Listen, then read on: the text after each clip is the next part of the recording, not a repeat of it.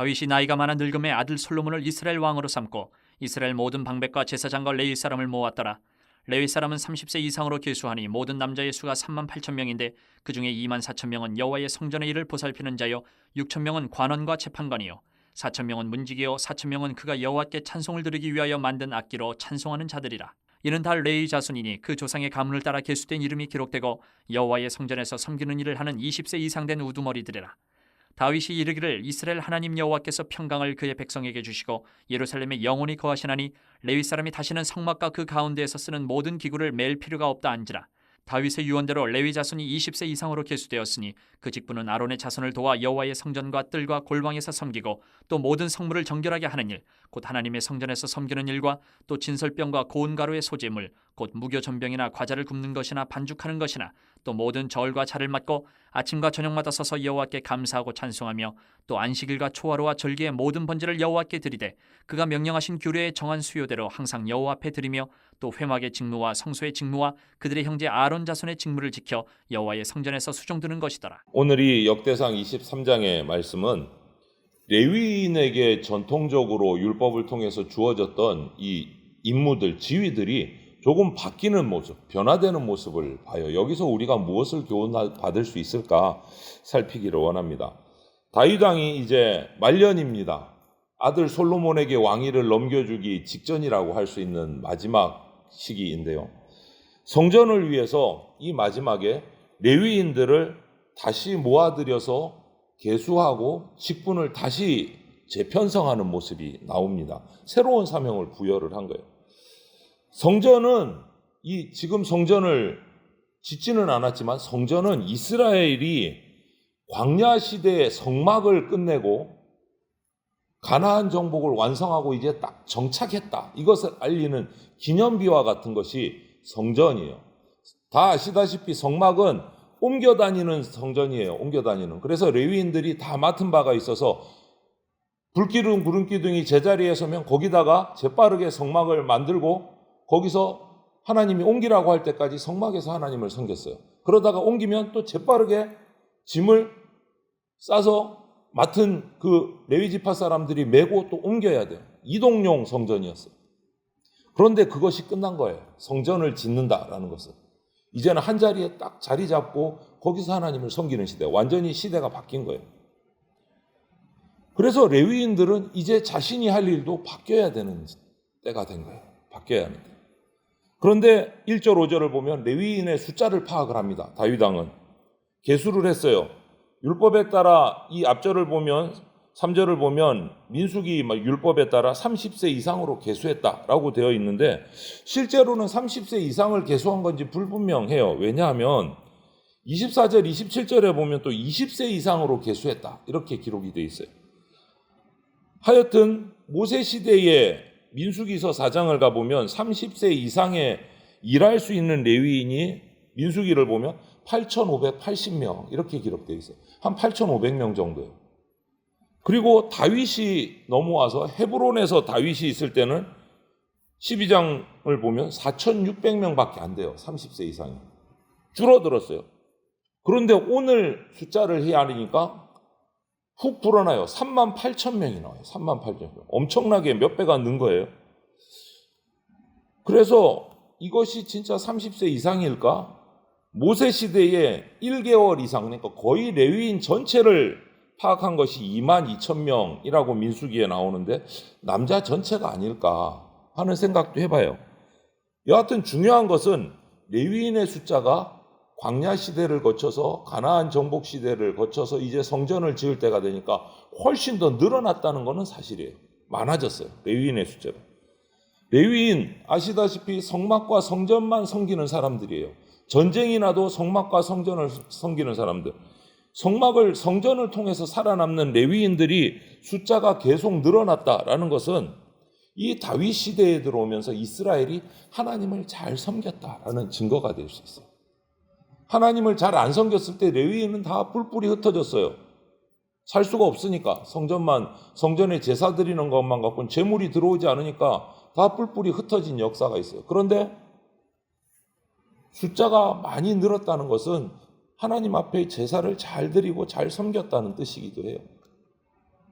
그래서 이것을 보면 다윗은 군사력보다는 하나님을 신뢰하면서 살았기 때문에 레위인이 다윗 왕 시대에 더 번성했구나 하는 것을 우리가 유추해 볼 수가 있는 거예요. 다윗은 이렇게 말년에 육신은 약해져서 기력이 쇠할지라도 하나님을 향한 열정, 하나님을 향한 헌신은 식지 않았다라는 것을 우리가 보게 돼요. 양떼를 치던 그 어린 목동 시절 때나 다윗에게 쫓겨서 목숨이 경각에 달했던 그 도망자의 시절 때나 이제는 나라의 왕이 돼서 나라를 다스릴 때나 그의 하나님을 향한 마음은 한결같았다라는 것을 볼 수 있습니다. 우리의 인생은 그냥 지나가는 게 아니에요. 우리가 주님을 향한 열정을 가지고 있다면 우리는 순간순간이 하나님 앞에서 드릴 수 있는 시간이고 예배할 수 있는 시간이다. 이렇게 레위인의 수가 늘어났어요. 그래서 이 늘어난 레위인을 다시 조직하기 시작합니다.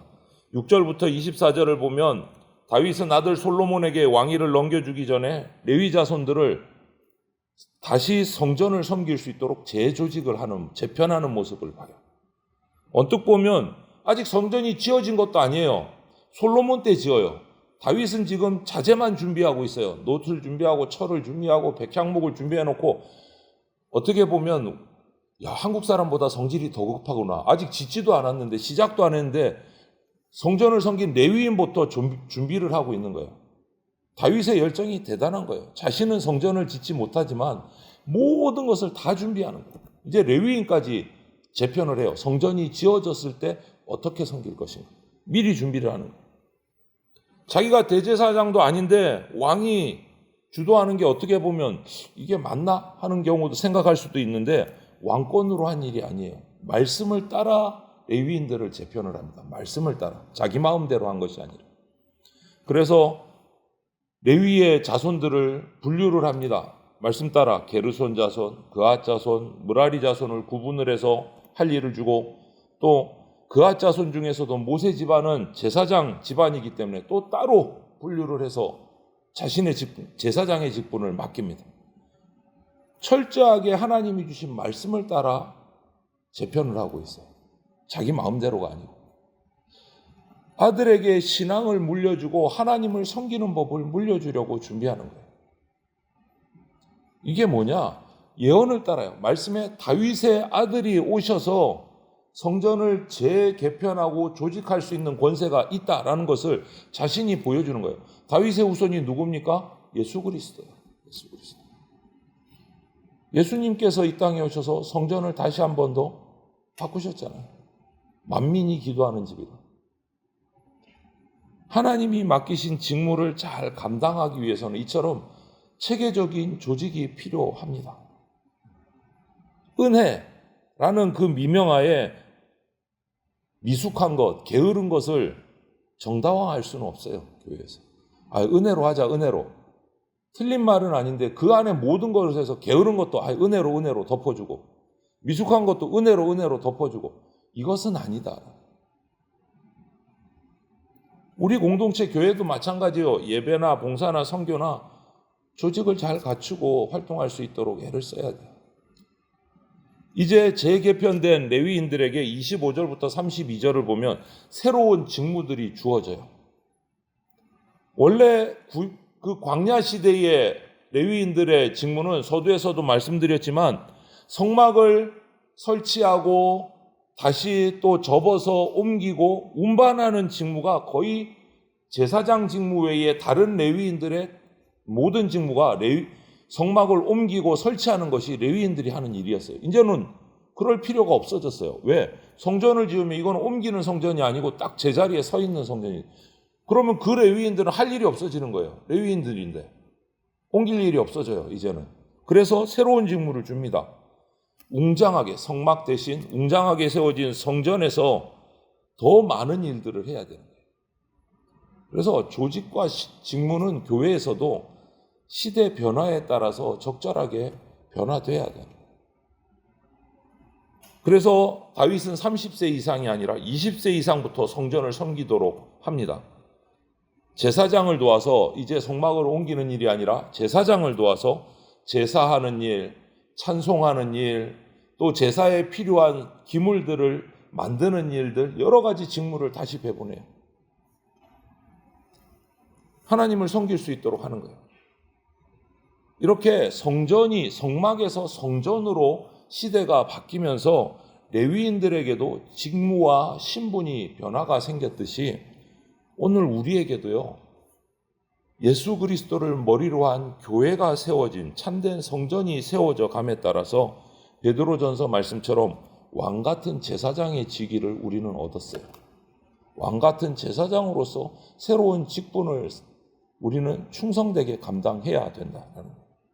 레위인들은 이제 옮기는 직분을 내려놓고 제사장을 도와서 제사를 지내고 기물을 만들고 예배에 필요한 물건들을 준비하고 여러 가지 새로운 일들을 하게 됐어요.